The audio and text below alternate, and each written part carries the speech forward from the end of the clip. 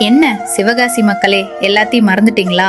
2021க்கு முன்னாடி நம்ம இருந்த நிலைமை என்னன்றத இப்ப நான் உங்களுக்கு ஞாபகப்படுத்துறேன், பாக்குறீங்களா? 2021க்கு முன்னாடி கரண்ட் இல்லாம தண்ணி இல்லாம ஊரு முழுக்க அடிதடின்னு நடந்துட்டு இருந்த சிவகாசியை மறந்துட்டீங்களா?